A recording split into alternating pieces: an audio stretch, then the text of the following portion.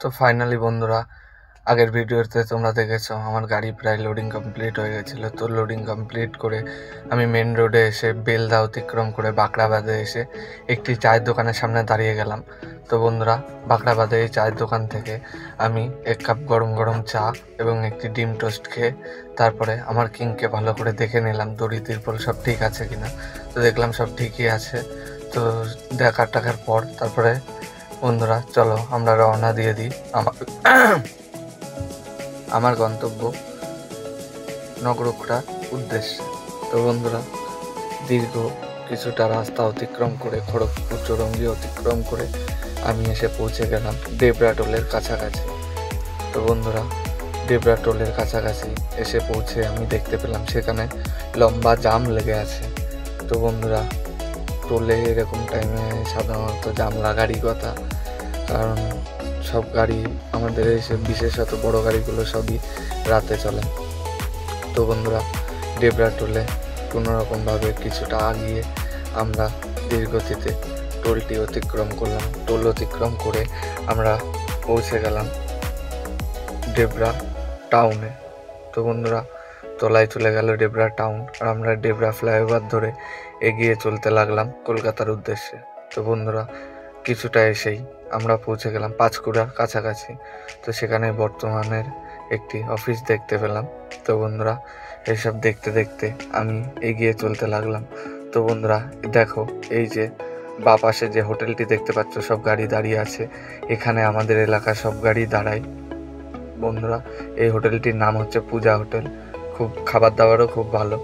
তো বন্ধুরা, আমি যদি সময় পেতাম এখানেই খাওয়া দাওয়া করতাম যদি বেশি রাত হয়ে যেত।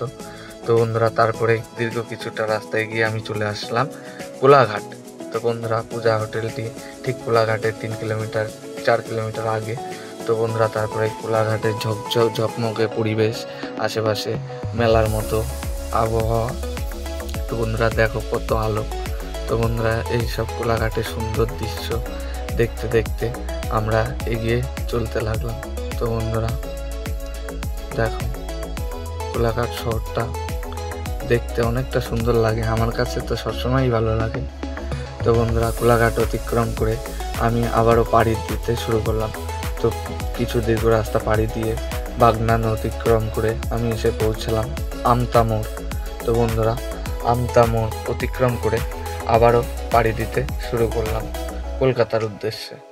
তো বন্ধুরা, তারপরে দীর্ঘ কিছুক্ষণের রাস্তা পাড়ি দিতে আমি এসে পৌঁছে গেলাম ধুলাগড় টোলের কাছাকাছি বা ধুলাগড় টোলের সামনে। তো বন্ধুরা, ধুলাগড় টোলে এসেও দেখি সেখানেও জাম লেগে আছে, সেখানেও মোটামুটি অনেক গাড়ির ভিড়। তো বন্ধুরা, আমরা কোনো মতে ধীরগতিতে এগিয়ে যেতে লাগলাম লাইন ধরে। তো বন্ধুরা, কিছুটা এগিয়েই আমরা টোলের কাছাকাছি পৌঁছে গেলাম। তো বন্ধুরা, টোলটি অতিক্রম করে আমরা ধুলাগড়ের চৌমাথা বা ধুলাগড় সিগন্যাল মোড়টি, টোলের পরেই সিগন্যাল মোড়টি অতিক্রম করে আমরা এগিয়ে চলতে লাগলাম আমার এলাকা বা আমার শহর নগরুখড়ার উদ্দেশ্যে। তো বন্ধুরা, তারপরে আমরা ধুলাগড় টোল অতিক্রম করে আমরা এগিয়ে চলতে লাগলাম। তো বন্ধুরা, এই ফ্লাইওভারের তলা থেকে ইউটার্ন নিয়ে ডান দিকে চলে গেলেই ধুলাগড় সবজি মার্কেট, আর আমরা ফ্লাইওভার ধরে এগিয়ে চলে আসলাম। তো বন্ধুরা, আরও কিছুটা দীর্ঘ রাস্তা অতিক্রম করে আমি এসে পৌঁছে গেলাম সাঁতরাগাছি মোড়। তো বন্ধুরা, এটা হচ্ছে সাঁতরাগাছি মোড়। সামনেই বাদিক থেকে যে রাস্তাটা চলে যায় ওটা সাঁতরাগাছির দিকে। তো বন্ধুরা দেখো কতটা জাম লেগে আছে কলকাতা থেকে আসা গাড়িগুলো, যে লাইনটা কলকাতা থেকে আসছে। তো বন্ধুরা, অনেক লম্বা জাম লেগে আছে। তো তারপরে সেই লম্বা জাম দেখতে দেখতেই আমরা এসে পৌঁছে গেলাম ডানলপ এবং কলকাতা মোড়ে। সরি বন্ধুরা, এটা হচ্ছে দিল্লি রোড এবং কলকাতার যাওয়ার মুখ, যেটা ভাগ হয়ে গেছে। তো বন্ধুরা, এখান থেকে ডান দিকে চলে যাচ্ছে দিল্লি রোডে, আর আমরা বাইরের সার্ভিস রোডে নেমে গেলাম। তো বন্ধুরা, সার্ভিস রোডে নেমে আমরা কিছুটা রাস্তা এগিয়ে চলে আসলাম বালি টোলের কাছাকাছি। তো বন্ধুরা, জায়গাটা দেখে তোমরা বুঝতেই পারছো। আর তারপরে ফাইনালি আমরা বালির টোলের সামনে এসে পৌঁছে গেলাম। তো বন্ধুরা, বালির টোলে এসে পৌঁছেই আমরা সেখানেও দেখতে পেলাম, সেখানে বেশি জাম ছিল না মোটামুটি। তো বন্ধুরা আমার সামনে একটা দেখতে পাচ্ছ 8 নাম্বারের গাড়ি, রাজস্থান। তো বন্ধুরা এই গাড়িটিতে আঙুর লোড আছে, আর এখন আঙুরের টিপ হয়। তো বন্ধুরা আমি তারপরে বালির টোল অতিক্রম করে পাশে একটি রোডের সাইডে দাঁড়িয়ে গেলাম। তো বন্ধুরা এখানে কিছু কাকারা আছে যারা রাতে চা বিক্রি করে। তো বন্ধুরা আমি এক কাকার কাছ থেকে 1 কাপ চা নিয়ে নিলাম।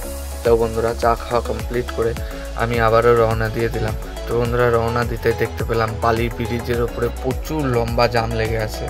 তো বন্ধুরা জামটা লাগার কারণ হচ্ছে কলকাতায় যাওয়ার বা ডানলবে যে রাস্তাটি চলে যাচ্ছে ফুলবাগানের দিকে, সেই রাস্তাটি বন্ধ করা আছে, যার জন্য প্রচণ্ড জাম, কিন্তু আমাদের কলকাতার ঢোকার রাস্তাটি ফাঁকাই আছে। তো বন্ধুরা আমরা তারপরে জামের সাইড থেকে বায়ের দিক থেকে এগিয়ে আমরা চলে আসলাম কলকাতায় ঢোকার মুখে।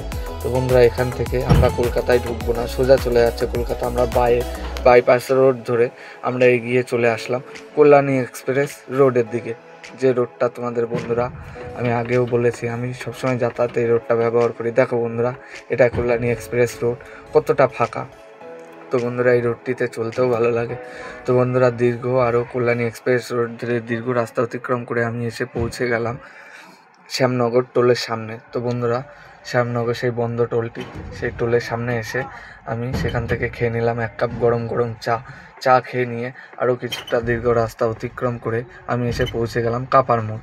তো বন্ধুরা কাপার মোড় থেকে আমি গাড়িটি ডান দিকে টার্ন করে নিয়ে আমি এগিয়ে চলে আসলাম। তো বন্ধুরা কাপার মোড় থেকে এগিয়ে চলে এসে সিঙ্গেল রাস্তাটি ধরে এগিয়ে মন্ডৌড়ি অতিক্রম করে এসেই আমি চলে আসলাম জাগুলি মোড়। তো বন্ধুরা দেখো রাতে জাগুলি মোড়টা কতটা ফাঁকা। তো বন্ধুরা জাগুলি মোড় অতিক্রম করেই হরিঙ্গাটা বাজার অতিক্রম করে ফাইনালি এসে পৌঁছলাম আমাদের নগরোকরা বাজারের আগে সাহাকাটার সামনে। তো বন্ধুরা দেখো সেখানে অনেক গাড়ি দাঁড়িয়ে আছে রাতে, যেগুলো সকালে খালি হবে। তো বন্ধুরা ফাইনালি আমিও নগরোকরা চলে এসেছি, আবার দেখা হচ্ছে কাল সকালে। তো বন্ধুরা অবশ্যই সাবস্ক্রাইব করবে, ফলো করবে, আর ভিডিওটি অবশ্যই শেয়ার করবে।